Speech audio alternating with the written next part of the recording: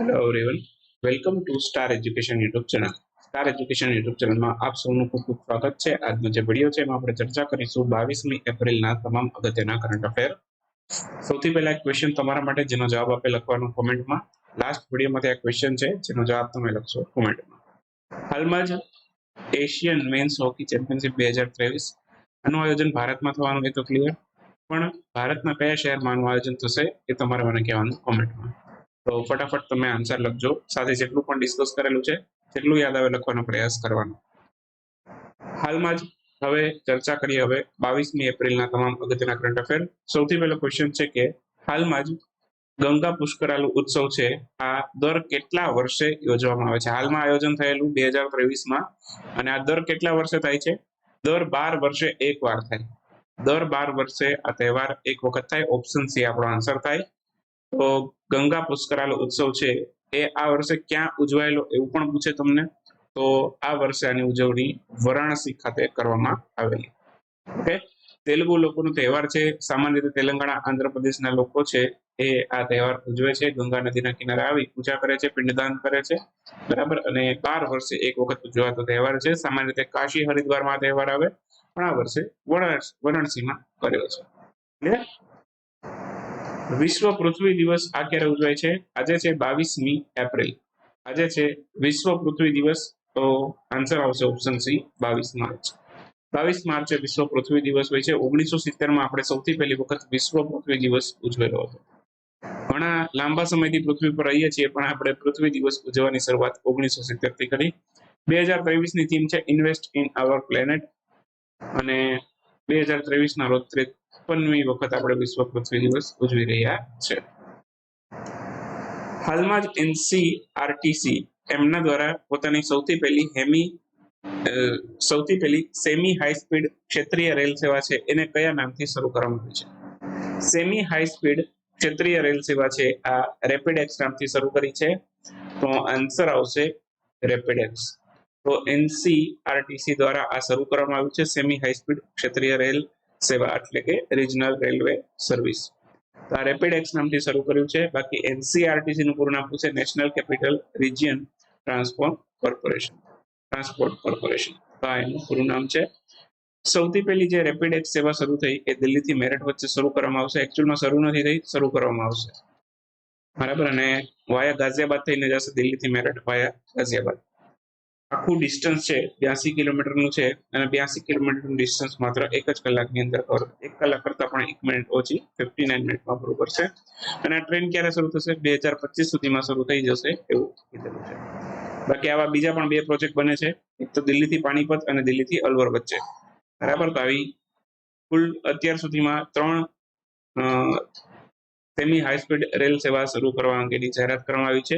દિલ્હીથી પાણીપત, દિલ્હીથી અલવર અને દિલ્હીથી મેરઠ। 3 પ્રોજેક્ટ ઉપર અત્યારે કામ ચાલુ છે। હાલમાં જ કયા રાજ્યના સરબતી ઘઉંને જીઆઈ ટેગ મળ્યો છે? ઘણા બધા જીઆઈ ટેગ અત્યારે જાહેર કરવામાં આવેલા છે। તો અત્યારે આ સરબતી ઘઉંની વાત કરીએ, આ કયા રાજ્યના છે? આ મધ્યપ્રદેશ રાજ્યના છે। આન્સર આવશે મધ્યપ્રદેશ। હવે હું અહીંયા તમને બધા તો રિવિઝન નહીં કરાવું, કેમ કે ઘણા બધા જીઆઈ ટેગ થઈ ગયા છે, પણ હું તમને મધ્યપ્રદેશના જેટલા મળ્યા છે એને તમને રિવિઝન કરાવું। સાથે સાથે બીજા ઘઉંની સાથે સાથે બીજા પણ 2-4 પ્રોડક્ટને જીઆઈ ટેગ મળ્યો છે મધ્યપ્રદેશમાં, તો એની પણ વાત કરી લઈએ। તો સૌથી પહેલા તો સરબતી ઘઉંની વાત કરું, મધ્યપ્રદેશને એને જીઆઈ ટેગ મળ્યો, સિહોર જિલ્લાની અંદર થાય। સિહોર જિલ્લો છે મધ્યપ્રદેશમાં, ત્યાં થાય, અને આને ગોલ્ડન ગ્રેન પણ કહેવાય છે। ક્લિયર? તો આટલું આમાંથી યાદ રાખવાનું છે।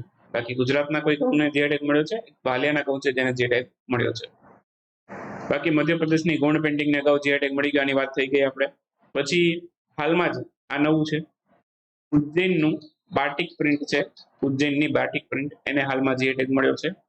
તો આ મધ્યપ્રદેશની ઉજ્જૈનની બાટિક પ્રિન્ટને જીઆઈ ટેગ મળ્યો છે। જબલપુરના ભેડાઘાટના પથ્થર શિલ્પ છે એને પણ જીઆઈ ટેગ મળ્યો છે।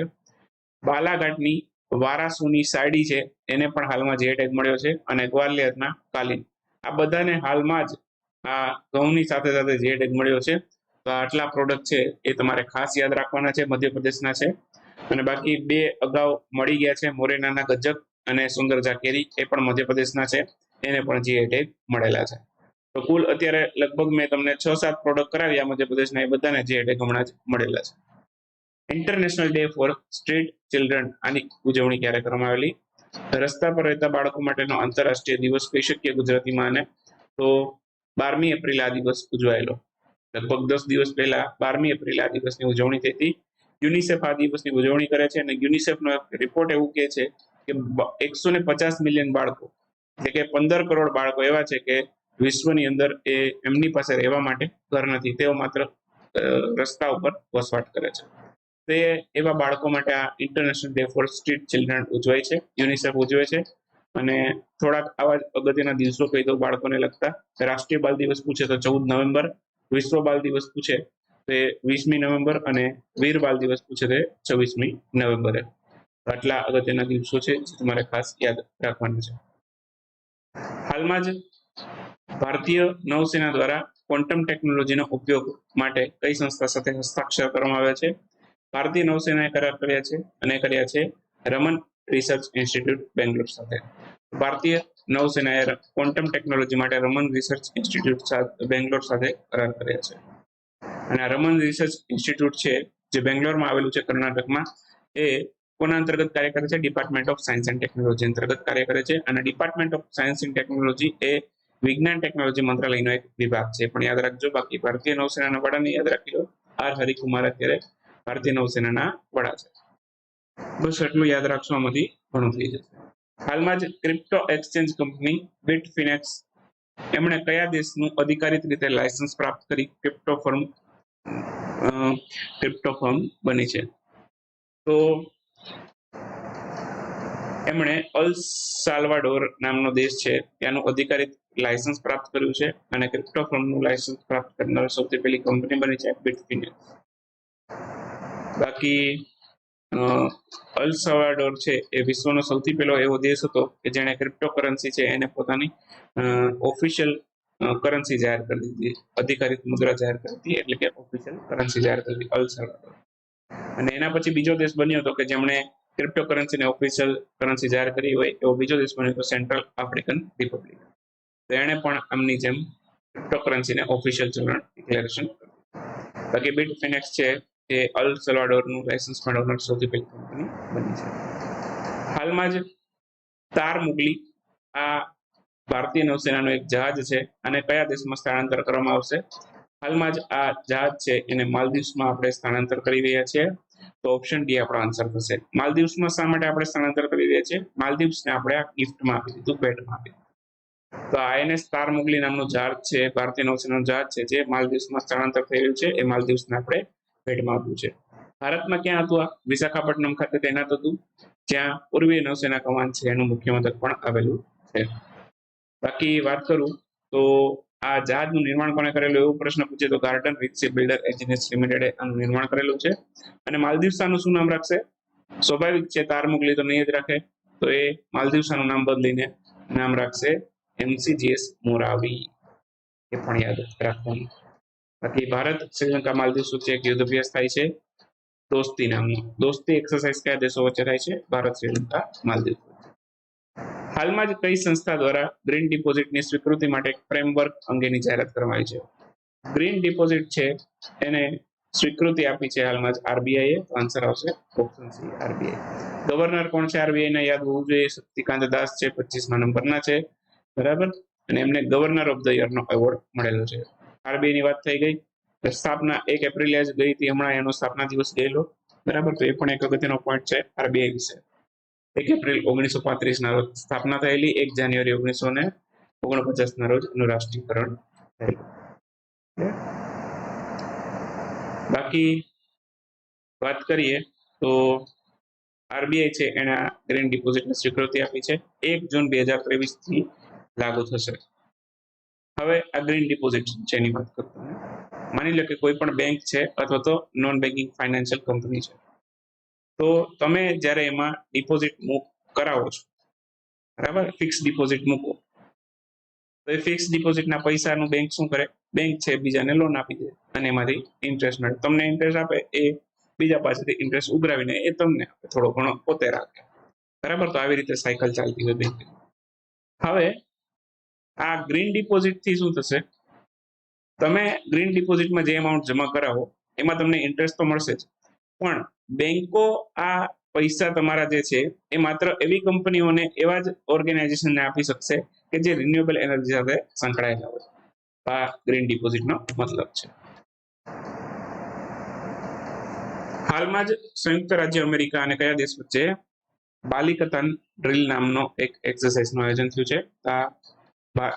અમેરિકા અને ફિલિપાઇન્સ વચ્ચે થયું છે. આન્સર આવશે ફિલિપાઇન્સ. બાલિકતન ડ્રીલ નામનો એક એક્સરસાઇઝ છે યુએસએ અને ફિલિપાઇન્સ વચ્ચે થયો છે. ફિલિપાઇન્સ એશિયાનો એક દેશ છે. રાજધાની મનાલી છે. ચલણ પેસો છે. હાલમાં જ 11 એપ્રિલના રોજ મહાત્મા જ્યોતિરાવ ફૂલે એમની જન્મજયંતિની ઉજવણી કરવામાં આવેલી. તેઓ કયા સંગઠનની નીચેનામાંથી સ્થાપના કરેલી? જન્મજયંતિ વાળા ક્વેશ્ચન હોય એટલે મેં તમને કીધું હતું, હવે પેટર્ન નીકળી ગઈ કે કેટલામી જન્મજયંતિ હતી. તો અહીંયા મારો ક્વેશ્ચન એવો છે કે કયા સંગઠનની સ્થાપના કરી? આ આન્સર આવશે સત્યશોધક સમાજ. તો જ્યોતિરાવ ગોવિંદરાવ ફૂલે છે, બરાબર, એમણે આ સત્યશોધક સમાજ છે એની સ્થાપના કરેલી. 11 એપ્રિલ એમની જન્મજયંતિ હતી, બરાબર. એમણે સત્યશોધક સમાજની સ્થાપના કરી હતી.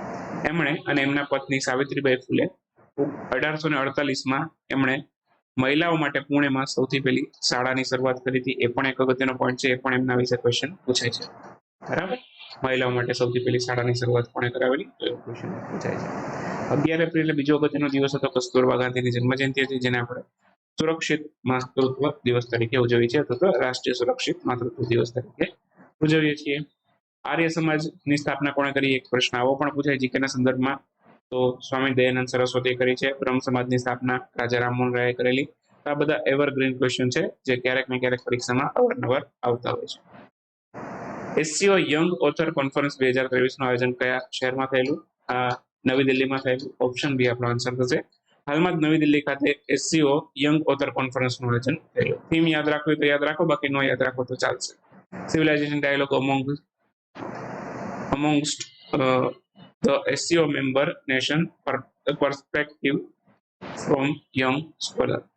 પણ થીમ એટલી અગત્યની નથી, હું તો તમને સ્કીપ કરવાનું સજેશન કરું છું. ક્લિયર? બાકી આયોજન ક્યાં થયું? નવી દિલ્હીમાં. એસસીઓ સમિટ 2023ની ભારતમાં થશે. એના પછી 24ની કઝાકિસ્તાનમાં થશે. હમણાં જ સાઉદી અરબ છે એસસીઓ નો નવો ડાયલોગ પાર્ટનર બન્યું, અને ઈરાન છે એસસીઓ નો 9મો સભ્ય દેશ બનેલો. આ બધા એસસીઓ વિશે અગત્યના પોઈન્ટ છે.